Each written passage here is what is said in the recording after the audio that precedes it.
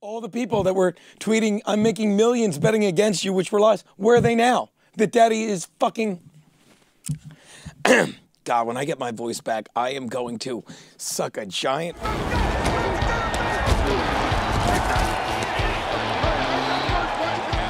action, fakes it for pass end zone, yes, touchdown.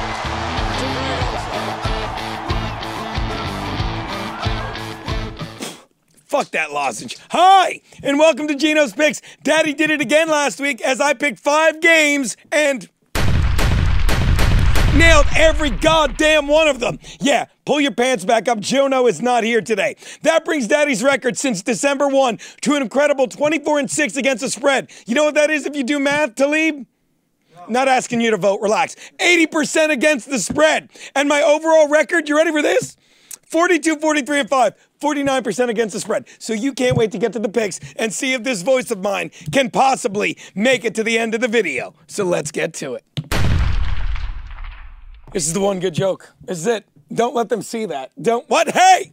The Colts are getting 5.5 from the Chiefs in KC. Okay, couple that with the fact, oh, I started from the bottom, never mind. Because I cut and, look. Simple fact, it was a, let me point this out. We're not doing it. We're just going to keep going. Look, last weekend did not bode well for the Chiefs, and I'll tell you why. Because every one of the teams that won in the playoffs last week did it with great defense, something the Chiefs are sorely lacking. Look at that. Right back on. Right back on. And speaking of sore, since that bitch ratted out Kareem Hunt, it was worth it. In early December, leading to his release, the Chiefs have just one win against a team with a winning record. In fact, over their final 6 games of the season, the Chiefs are 3-3, with all 3 of those losses coming against teams above 500. And now they get to face the hottest team in the NFL with a quarterback in Andrew Luck that feasts on weak defenses. So did the Chiefs, I don't know. So do the Chiefs win this game by 6 or more? No, because they don't even win this game. Here's a not so fun fact, KC. The last 2 quarterbacks you've beaten in the playoffs, ready? Were Brian Hoyer in 2013 and Warren Moon in 1994. Pretty sure their playoff win before that was during the moon landing. There is something about the postseason that puts a monkey on the back of the Chiefs. And let me tell you, given the Chiefs' slumping offensive line, you can expect to see plenty more monkeys on Pat Mahomes' back this Saturday. Betting KC would be bananas. Take the Colts in the 5.5 you're getting. My next pick, the Rams are laying a TD to the Cowpokes in LA. Hey, good news. At least one Aaron that became the highest paid player in the history of his position, even if it was for just one day, did not disappoint. That would be Aaron Donald, who will most likely win Defensive Player of the Year and who has head coach Sean McVay looking like a genius, as opposed to Aaron Rodgers, whose performance this year has head coach Mike McCarthy looking for work. Pretty sure he went to the Jets. Garrett, didn't McCarthy go to the Jets? Fuck off. Adam Gase. Hey, this is how dumb the Jets are. Hey, Adam Gase beats us twice every year. Yeah, because you're the Jets. And while the Cowboys have looked good of late, that is because they're on an incredible team. Excuse me, they are an incredible team at home and have played 5 of their last 6 games there, including last week against the Seahawks, which makes you think they are good. But they are when they're at home. They struggle on the road. And the fact that they just squeaked by the Seahawks, we covered by a hook, a team that isn't, that is nearly as bad on the road as them, didn't do much to instill confidence. Look for a well-rested Todd Gurley Jr. to kill the clock and the aforementioned Donald to kill every Cowboys drive. Take the Rams, changed it at the last minute, Tay Stevens. Take the Rams and lay the 7. Are the Chargers playing this week? You got fucking damn right they are.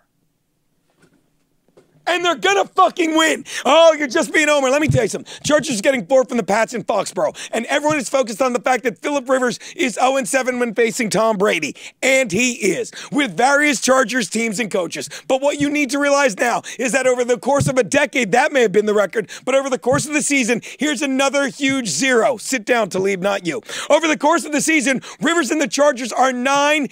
Or to put it in Joanne Nosachinski terms, they're 9-0.